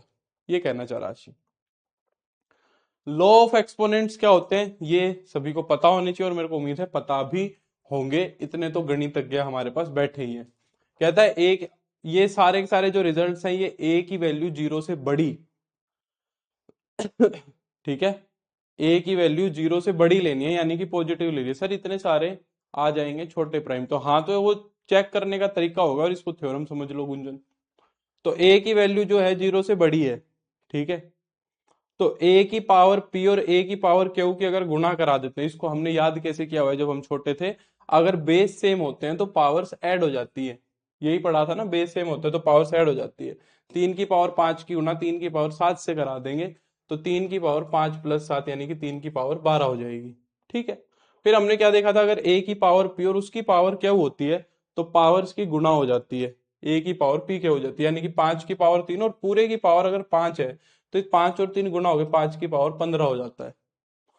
फिर हमने अगला रिजल्ट कैसे याद किया था, अगर बेसिस सेम होते हैं और भाग हो रहे हैं तो पावर्स घट जाती हैं, तो p माइनस क्यू हो जाएगी। 3 की पावर 7 बटा 3 की पावर 5 है, तो ये 3 की पावर 7 माइनस 5 यानी कि 3 की पावर 2 हो जाएगी। a की पावर p गुना b की पावर p, देखो ध्यान से, पावर्स सेम है बेसिस अलग है, पावर तो पी पी है पर बेसिस ए और बी है, तो बेसिस मल्टीप्लाई हो जाएंगे। 2 की पावर 3 और 3 की पावर 3 है तो 6 की पावर 3 हो जाएगी। ठीक है, फिर ए की पावर अगर नेगेटिव पावर होती है तो नेगेटिव पावर नीचे जाके प्लस की बन जाती है, जैसे 3 की पावर -5 है उसको नीचे ले जाके 1/3 की पावर 5 में लिख सकता हूँ। ए की पावर m बटा n जो है उसको मैं कैसे लिख सकता हूँ, a की पावर m और इस पूरे की पावर 1/n। अब ये 1/n को हम रूट में भी लिख देते हैं, a की पावर n m और रूट में n ऐसे। तो जैसे कि ये 4 की पावर 3/2 है, तो जो 1/2 पावर थी उसका तो रूट बना दिया और ऊपर लगा दिया 3, फिर इसको सोल्व कर दिया। 4 का रूट तो 2 हो गया, 2 की पावर 3 8 आ गई। ठीक है, फिर जो रियल नंबर्स के अंदर आखिरी टॉपिक आता है वो आता है रेशनलाइजिंग द डिनोमिनेटर। डिनोमिनेटर को किस तरीके से रेशनलाइज किया जाता है, ये आता है। रेशनलाइजेशन ऑफ डिनोमिनेटर मेरे को उम्मीद है सबको पता ही होती है वैसे तो, पर अब मैं ये तो कह नहीं सकता, कहोगे सर सारी बात तो मैं ही कह देते हो तो कि सारा तुम्हें पता ही होगा, पता ही होगा, तो फिर पढ़े क्या है ना, कोर्स किस लिए हमने परचेज किया जब सारी चीजें हमें पता ही है तो रेशनलाइजेशन ऑफ डिनोमिनेटर क्या होता है, देखो कई बार डिनोमिनेटर में मेरे क्या होते हैं, रूट्स होते हैं इस तरीके के। डिनोमिनेटर में मेरे क्या होते हैं, रूट्स होते हैं इस तरीके के, है ना। तो हम क्या करते हैं, डिनोमिनेटर वाले रूट्स को हटाने की कोशिश करते हैं। तो डिनोमिनेटर वाले रूट्स को हम कैसे हटाते हैं, हम जो नीचे वाला ये फैक्टर है ना इसमें साइन चेंज करके, और इससे ही गुना और इसी से भाग करा देते हैं, इसी से गुना करा देते हैं और इसी से भाग करा देते हैं, नीचे वाले को देख के। रेशनलाइजेशन ऑफ डिनोमिनेटर नहीं, रेशनलाइजेशन ऑफ न्यूमरेटर भी किया जा सकता है। डिनोमिनेटर नहीं, सिर्फ इसको भी मैं रेशनलाइज कर सकता था, इसको करना होता तो इसके अपोजिट साइन से गुना भाग करा देता मैं। ठीक है, उससे फर्क नहीं पड़ता। ऐसा करने से खास बात क्या होती है कि नीचे a माइनस बी और a प्लस बी बन जाता है, यहाँ पे भी a माइनस बी और a प्लस बी बन जाता है, जो कि एक प्रसिद्ध आइडेंटिटी है जिसको हम a square minus b square के नाम से जानते हैं, है ना। तो ये जो नीचे है ये a square minus b square हो जाएगा, यानी कि √3 का स्क्वायर हो जाएगा माइनस में 2 का स्क्वायर हो जाएगा, ऊपर √3 प्लस 2 आएगा, तो यानी कि √3 प्लस 2 और 3 - 4, 3 - 4 हो जाएगा -1, यानी कि √3 प्लस का 2, ये उत्तर आ जाएगा। तो नीचे का उड़ गया, नीचे का उड़ गया यानी कि वो रेशनलाइज हो गया। ऊपर अगर मैं देखूं तो √2 प्लस 1 की 2 बार गुना हो रही है तो ऊपर ये स्क्वायर बन जाएगा। यहाँ पे देखूं तो √2 का स्क्वायर और माइनस में 1 का स्क्वायर, ये हो जाएगा। इस तरीके की ये चीजें जरूरी पता है क्यों है, जैसे कई बच्चे ऐसे हैं जिन्होंने सिंपल नॉन मेडिकल से बीएससी कर रखी होगी, या वो टीजीटी साइंस के भी कैंडिडेट हैं, वो टीजीटी मैथ्स के भी कैंडिडेट हैं ऐसे, या साइंस में तो शायद एलिजिबल नहीं होंगे जहां तक मुझे लगता है ना, साइंस वाले तो शायद एलिजिबल नहीं होंगे, बट फिर भी वैसे तो एलिजिबल नहीं है, बट हो सकता है वो अपनी टीचिंग साइंस में कर रहे हो, प्राइवेट सेक्टर में टीचिंग साइंस में कर रहे हो या कुछ और ऐसा हो, तो उनके लिए ये चीजें थोड़ी बतानी जरूरी है। तुम तो गणितज्ञ जो बैठे हो उनके लिए तो क्या क्या बकवास कर रहे हैं सर, क्या बात कर रहे हैं। और फिर तुम ये सोच रहे होगे कि सर टाइम पास तो नहीं कर रहे, भाई मैं भी कल परसों तक क्या पढ़ा रहा था, D++ वाले बैच में क्या पढ़ रहे थे हम, हाँ wave equation, heat equation, partial differential equation कर रहे थे नेट लेवल की, कल वाली क्लास में D++ वाले बैठ के सोच रहे होंगे सर कल तो सिखा रहे थे वेव इक्वेशन, डीएल एम्बर्ट का सॉल्यूशन करा था, लैपलास इक्वेशन करे थे, नेट के सवाल कर रहे थे उसके अंदर, आज सर रेशनलाइजेशन करना सिखा रहे हैं, तो एकदम पलट गए, है ना। तो वो अब क्या करें, अब जो जैसा पेपर है वैसे काम करने पड़ेंगे, क्या कर सकते हैं। तो ये ऊपर वाला स्क्वायर खुल जाएगा, a² plus b² plus 2ab, और नीचे आ जाएगा √2 का स्क्वायर हो जाएगा 2, 1 का स्क्वायर 1 हो जाएगा। ठीक है, तो ये भी नीचे 1 बन जाएगा, √2 का स्क्वायर हो जाएगा 2 + 1 + 2 √2, नीचे हो जाएगा 2 - 1, यानी कि 3 + 2 √2 अपॉन में 1, इस तरीके से। एंटोनिम सिनोनिम से सीधा एबीसीडी, बिल्कुल। चलो, तो ये हमारी सारी की सारी थ्योरी थी। अब इसकी शीट देखते हैं, ठीक है, अब इसकी शीट देखते हैं। आज ही करेंगे शीट भी, ठीक है, थोड़ा सा चीजों को खींच के लेके चलना पड़ेगा। मैथ वाले इसको जल्दी कवर कर सकते हैं, जो दूसरे सब्जेक्ट वाले हैं वो आराम आराम से देखते रहेंगे 15-15 मिनट की वीडियो बाद में। अच्छा, और पहली क्लास में बता दूं भाई, पता नहीं क्या बच्चों को लाइव क्लास, यूं कहते सर रिकॉर्डिंग मिल ही नहीं रही, सर रिकॉर्डिंग आपने छुपा ली सर, हमें तो ऐसा कहा गया था रिकॉर्डिंग भी मिलेगी पर रिकॉर्डिंग है नहीं। तो लाइव क्लास का जो सेक्शन है ना भाई, लाइव क्लास का जो तुम्हारा सेक्शन है ऐप के अंदर, उसी के अंदर रिकॉर्डिंग्स मिलती हैं, उसी के अंदर रिकॉर्डिंग्स होंगी बाद में, ठीक है, ढूंढ लिया करो, थोड़ी मेहनत किया करो। प्रिया गुड इवनिंग। चलो पहला सवाल देखते हैं, बताओ क्या होगा पहला सवाल। ओके प्रिया, फ्रॉम वेयर प्रिया? प्रिया मेरी पड़ोसी मिल गई।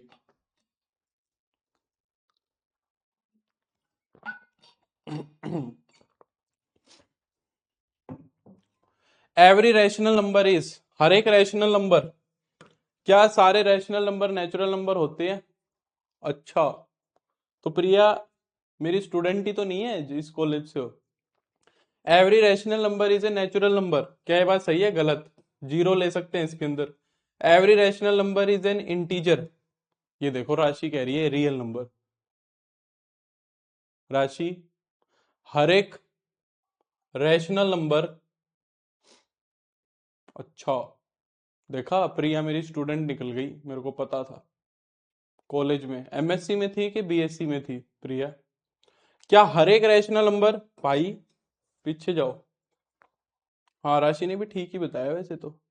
हर एक रैशनल नंबर क्या होगा, रैशनल नंबर कहाँ पे रखे हैं, रैशनल नंबर का गोला कौन सा है, रैशनल नंबर का गोला ये है, तो ये किस किस गोले के अंदर आ रहा है ये देख लो। रैशनल नंबर का गोला किस किस गोले के अंदर आ रहा है, रैशनल नंबर का गोला सिर्फ दो ही गोलों के अंदर आ रहा है, एक तो रियल नंबर्स के गोले में और एक कॉम्प्लेक्स नंबर के गोले में, है ना। तो सारे के सारे जो रैशनल नंबर्स हैं वो रियल नंबर्स बोले जाएंगे, पर क्या सारे के सारे रैशनल नंबर इंटीजर बोले जा सकते हैं? नहीं बोले जा सकते, ठीक है। सारे के सारे रैशनल नंबर जो होंगे वो रियल नंबर होंगे, पर सारे के सारे रैशनल नंबर इंटीजर नहीं होंगे। समझ रहे हो मेरी बात? नहीं समझ रहे भाई, मेरे को ऐसा लग रहा है। ये कह रहा है क्या सारे के सारे रैशनल नंबर इंटीजर हो सकते हैं क्या? मैं तुमसे कह रहा हूं एवरी रैशनल नंबर में 1/2 ले लो, 1/2 ले लो, समझ जाओगे। क्या 1/2 नेचुरल नंबर है? नहीं है। 1/2 इंटीजर है? नहीं है। 1/2 होल नंबर है? नहीं है। तो 1/2 तो रियल में ही जाएगा ना सीधा, ऐसे समझ लो। इसमें ही हो गए हमारे आधे शेर तो ढीले। अगला, बिटवीन टू रैशनल नंबर, दो रैशनल नंबर के बीच में कोई भी रैशनल नंबर नहीं मिलता, गलत बात। There is exactly one rational number, गलत बात। There are infinitely many rational number, सही बात है ना। ठीक है, इनफाइनाइट ही रैशनल होंगे, इनफाइनाइट ही इररेशनल होंगे। चौथे में कह रहा है only rational numbers no irrational number, बल्कि फैक्ट क्या है कि इनफाइनाइटली मैनी रैशनल होंगे और इनफाइनाइटली मैनी इरेशनल होंगे। अगला, decimal representation of A rational number can not be, rational number की जो डेसिमल रिप्रेजेंटेशन है वो क्या नहीं हो सकती। तो कह रहा है क्या वो टर्मिनेटिंग नहीं हो सकती? टर्मिनेटिंग हो सकती है। नॉन टर्मिनेटिंग नहीं हो सकती? हो सकती है, क्योंकि रैशनल नंबर दो तरीके के मिलते हैं। टर्मिनेटिंग, नॉन टर्मिनेटिंग रिपीटिंग, बिल्कुल हो सकती है। नॉन टर्मिनेटिंग नॉन रिपीटिंग नहीं हो सकती, क्योंकि ये जो होते हैं ये इररेशनल नंबर्स होते हैं। ये क्या होते हैं? इररेशनल्स होते हैं, ठीक है। The product of any two irrational numbers is, किसी भी किन्हीं भी दो इरेशनल नंबर्स का जो प्रोडक्ट होता है वो क्या होता है? हमेशा इरेशनल होता है क्या? नहीं। मैंने बताया था √2 की गुना √2 से करा लो, कितनी आ जाएगी? 2 आ जाएगी। ऑलवेज ए रैशनल नंबर, क्या हमेशा रैशनल होगा? नहीं। मैं कह रहा हूं √2 की गुना √3 से करा लो, ये क्या बन जाएगा, रूट में 2 गुना 3 √6, √6 बन जाएगा। ये रेशनल आ रहा है। ऑलवेज एन इंटीजर, ये तो और भी गलत है। समटाइम्स रैशनल समटाइम्स इरेशनल, सही बात है। The decimal expansion of the number √2, हमें पता है √2, ये शुरू में बच्चों वाले सवाल हैं, लल्लू क्वेश्चन है ये, ठीक है। तो लल्लू क्वेश्चन से तुम्हें थोड़ी सी थ्योरी ध्यान कराने के हैं, ठीक है। The decimal expansion of the number √2, √2 की जो डेसिमल एक्सपेंशन होती है वो नॉन टर्मिनेटिंग नॉन रिपीटिंग होती है, क्योंकि ये इरेशनल नंबर है, ठीक है। Which of the following is a irrational number, इनमें से कौन सा इरेशनल है। √4 का, √4 कितना होगा 2, √9 होगा 3, तो ये तो p बटा क्यू की फॉर्म में है, ये क्या है, रैशनल है, तो ये ऑप्शन गलत है। √12 बटे √3, √12 को क्या लिख सकते हो, √12 को लिख सकते हैं 4/3 और नीचे √3, √4 जो है वो 2 बन जाएगा, गुना √3 बटा √3, तो ये कट जाएगा, तो ये तो 2 बन रहा है, 2/1, ये तो रैशनल है, ये भी गलत है। √81 तुम्हें पता है 9 होता है, ये भी गलत हो गया, तो √7 आ जाएगा, ठीक है। अगला, which of the following is irrational, इनमें से कौन सा इरेशनल है, डेसिमल एक्सपेंशन पूछ रहा है।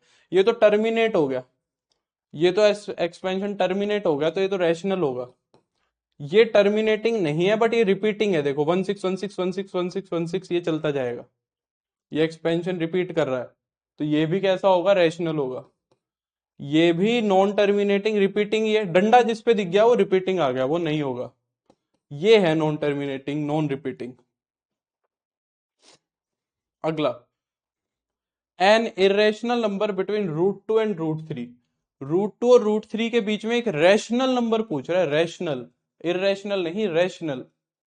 अब देखो √2 में √3 जोड़ के 2 से भाग कर आओगे तो इनके बीच में तो आएगा, बट वो खुद इरेशनल है, उसने रैशनल की बात करी है, ये नहीं होगा, ये इनके बीच में तो है बट ये इरेशनल है।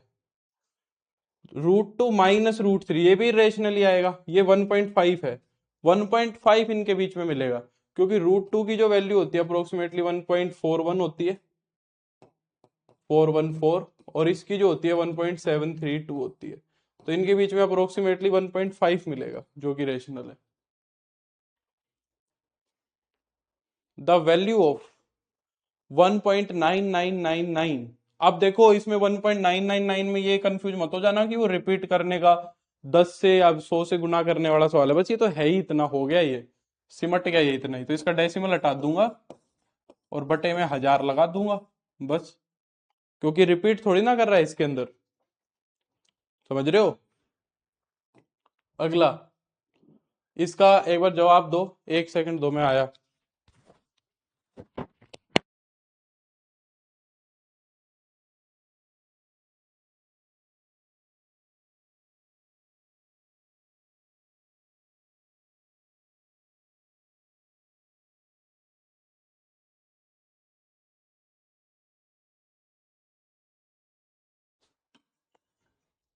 ये क्या होगा बताओ, 10वां कह रहा है 2√3 इंटू में 1√3, जब 2√3 में 1√3 जोड़ देंगे तो 3√3 हो जाएगा, ठीक है। अगला, √10 इंटू √15, इसको सिंप्लीफाई करेंगे तो √10 गुना में √15 है, कैसे बच्चू सवाल है। √10 को तो लिख देंगे रूट में 2 गुना 5, इसको लिख देंगे रूट में 3 गुना 5, है ना। अब क्या कर देंगे,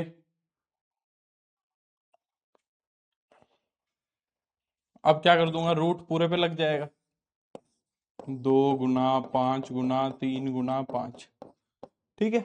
जब 5 दो बार आ रहा है, 2 बार 5 आ रहा है 25, इसका तो √5 हो जाएगा, और रूट में क्या रह जाएगा, 2 गुना 3, 6 बच जाएगा रूट में, तो 5√6 हो जाएगा, ठीक है, 5√6, तो बी ऑप्शन ठीक है, ठीक है। अगला, the number obtained on rationalisation of the denominator, जब मैं डिनोमिनेटर को रेशनलाइज कर दूंगा तो मेरे पास क्या मिल जाएगा,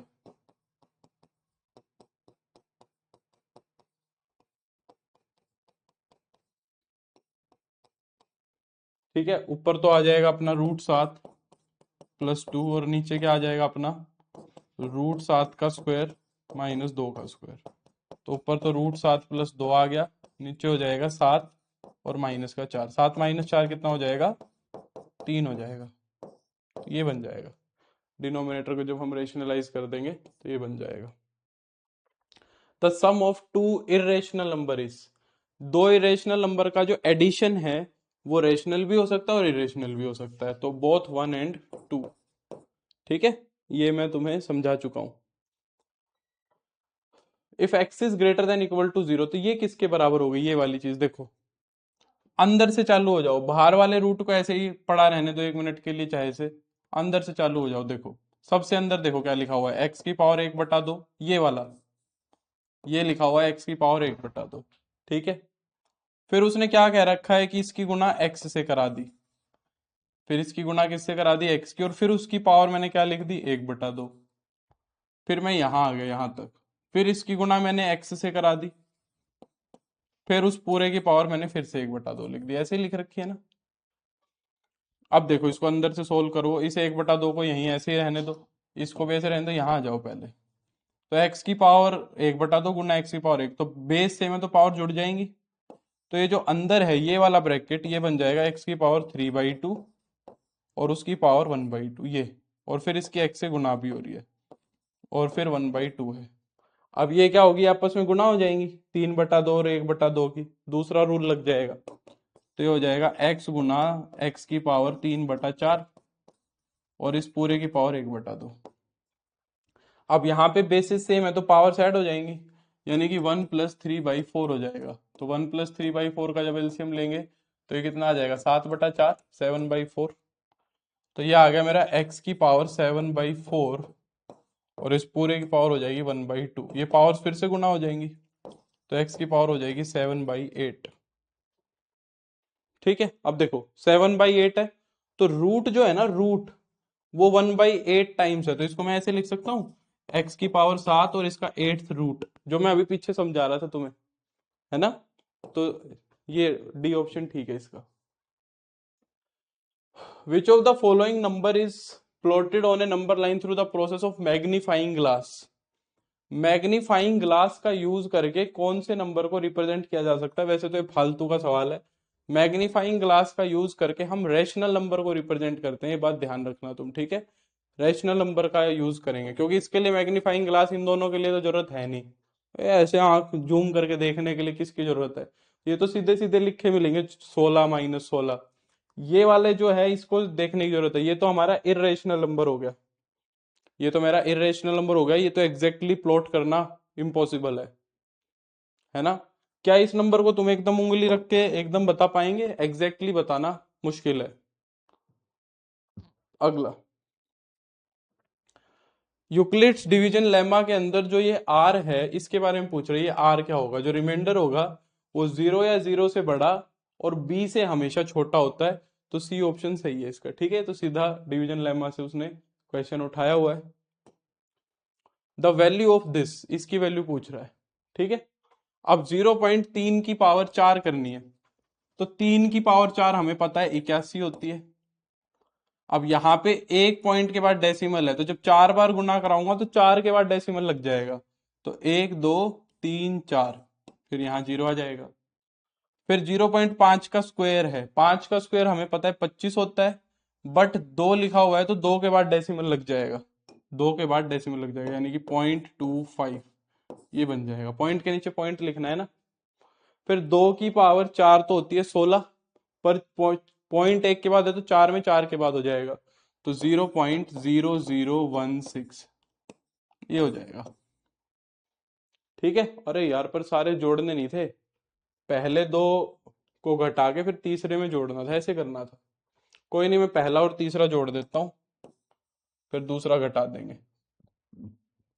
पहला और तीसरा ऐड कर लो, तो ये हो जाएगा अपना 7 9 0 0 0 0। ठीक है, इसके अंदर से हमें क्या घटा देना है? इसके अंदर से 0.2500 0.0097 ये घटा देना है।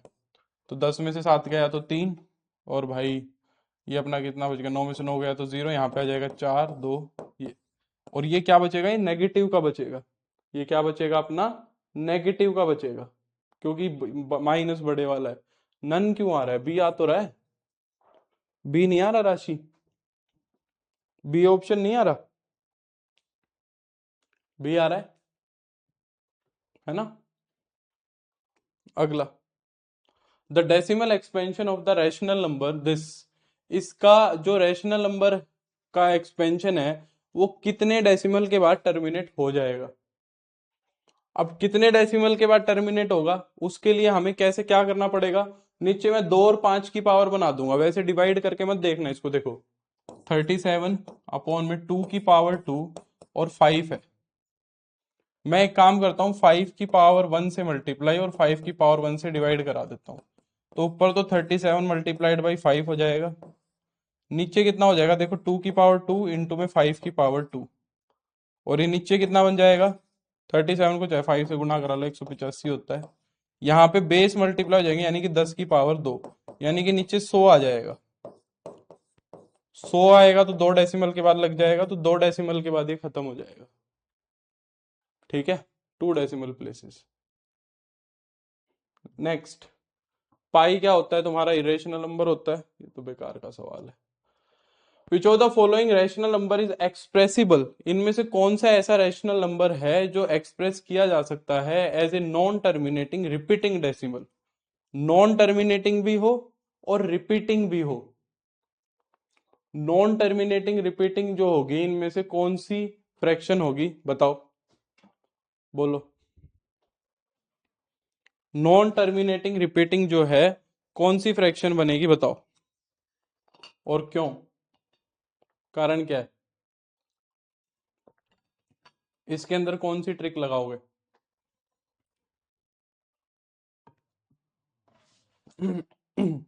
बोलो, इसके अंदर कौन सी ट्रिक लगाएंगे?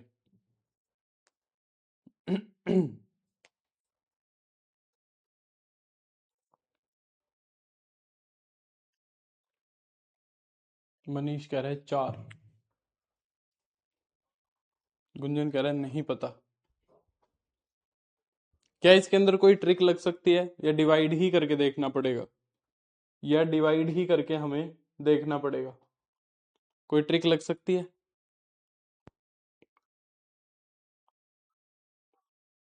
ना तो रिपीट करे। अच्छा गुंजन लड़की है क्या? एक्चुअली गुंजन मेरा एक स्टूडेंट भी था, गुंजन।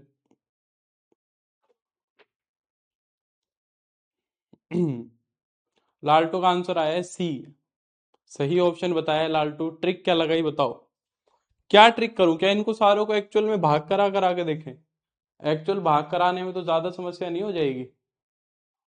सर आप पहले भी लड़के, अच्छा इसीलिए वही वही ध्यान है मेरे को गुंजन। बोलो। तो जैसे सी ऑप्शन है, ये तो 32.19 ही लिख रखा है और 18 से डिवाइड कराना है, 18 से डिवाइड कराना है। तो ये तो वैसे भी हम सीधा डिवाइड करा के देख ही सकते हैं। देखो 18 एकम 18, ठीक है, फिर डेसिमल लग जाएगा, फिर आ जाएगा 14, 141, 18 6 7, 7 पे जाएगा ये, फिर 126, फिर आ जाएगा 115 9, 159, 18 8 144, फिर क्या बच जाएगा, फिर क्या आ जाएगा?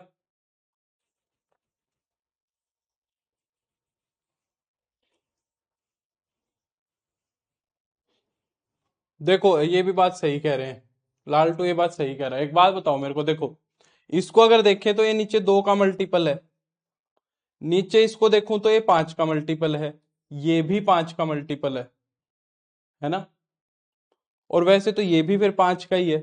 यार मेरे ख्याल से तो इसको सीधा ही करके देखना पड़ेगा, या फिर काट काट के इसको पहले इन सारे फ्रैक्शंस को छोटा करो। तो मेरे को तो यही सही लग रहा था, 159 बचेगा, फिर मेरा क्या बचेगा? डिवाइड ही करा के देखना पड़ेगा इसके अंदर, डिवाइड ही करा के देखो, ठीक है। तो अब मैं तो भूल गया, मेरा डिवीजन भी भूल गया। कर लोगे क्या तुम डिवीजन इसका, करके देख लोगे? 32.19 है 18, 18 एकम 18, मैं अपनी सीधी कैलकुलेशन थी वो भूल गया। 18 7 126, 15 9, 18 8 144, यहाँ पे बच जाएगा मेरा 15, जीरो आ जाएगी। 18 8 144। देखो अब ये आ जाएगा अपना कितना, 60। 18 3 54। देखो अब यहाँ पे कहानी फंस जाएगी। अब आगे 60 60 60 60 60 60 60 ये चलता रहेगा। फिर इसके बाद 3 3 3 3 3 यही आता रहेगा। तो जो डी ऑप्शन सी ऑप्शन है वो सही हो जाएगा।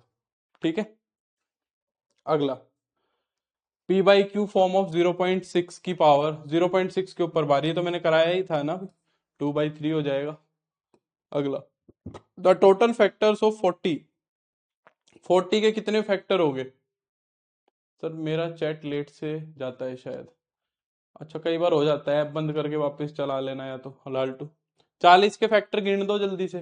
1 2 3 नहीं होगा, 4 5 6 नहीं होगा, 7 नहीं होगा, 8 8 हो जाएगा, 9 10 हो जाएगा, 11 नहीं होगा, 12 नहीं होगा, 13 नहीं होगा, 14 नहीं होगा, 15 16 17 18 19 20 होगा। 20 के बाद सीधा तुम्हारा कौन सा मिलेगा?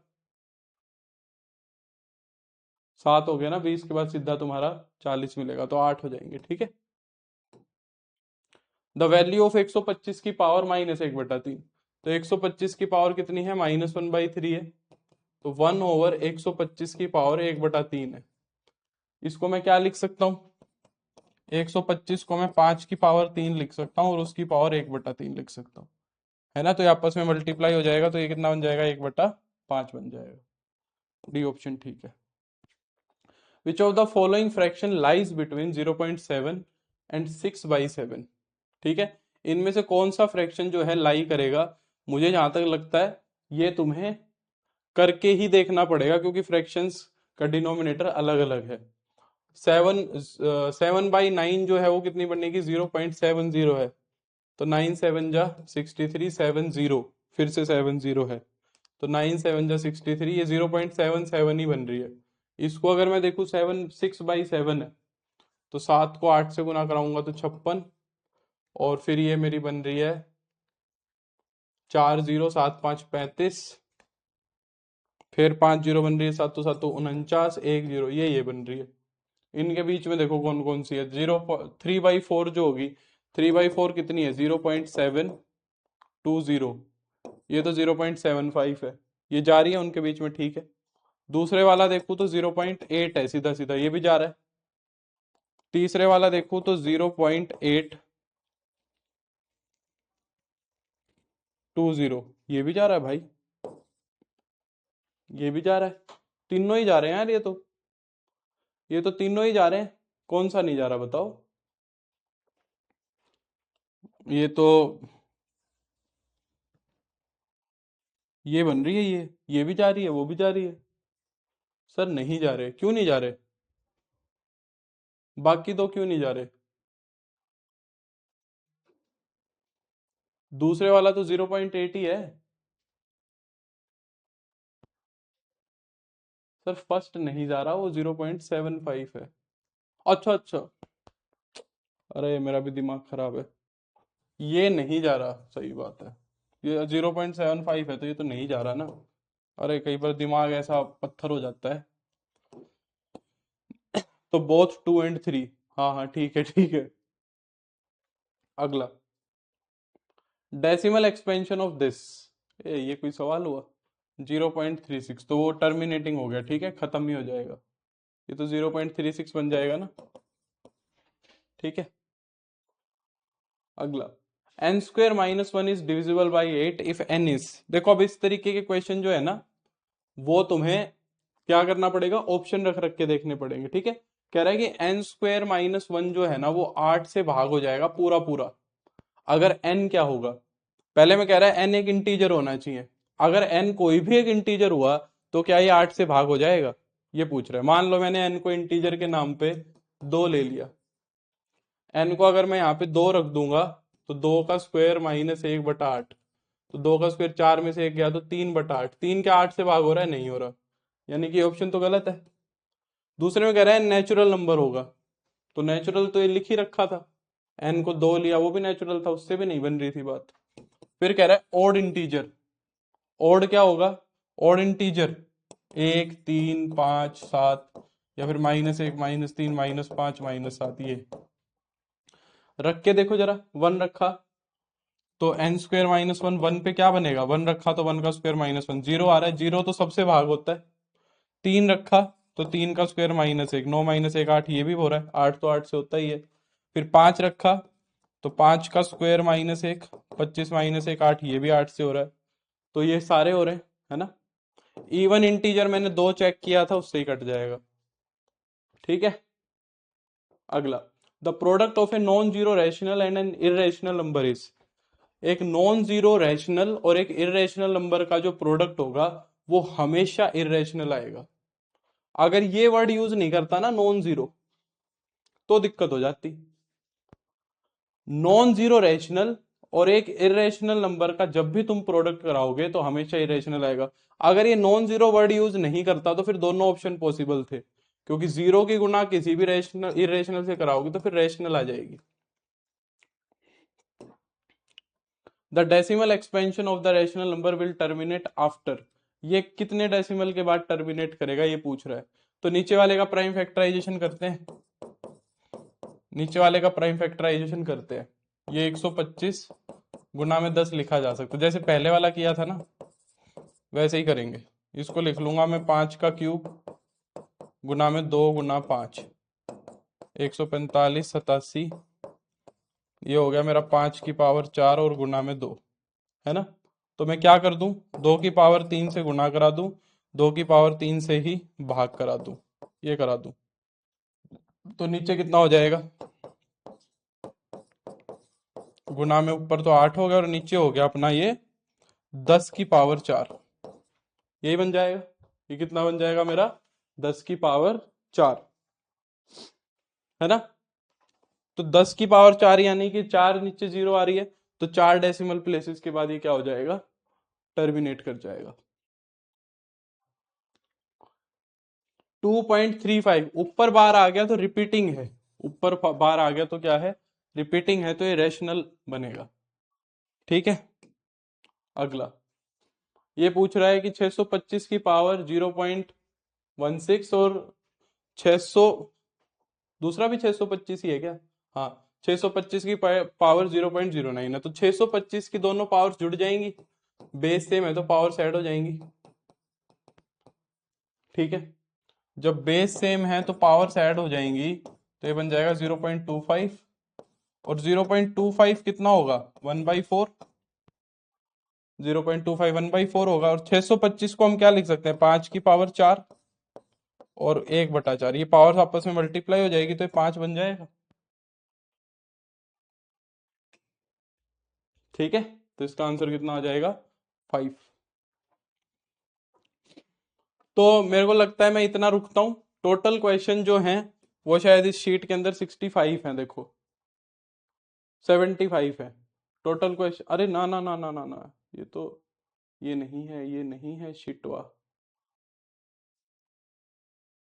65 क्वेश्चंस है। टोटल क्वेश्चंस कितने हैं? 65 क्वेश्चंस हैं। तो 65 क्वेश्चंस जो हैं वो तुम्हें करने हैं।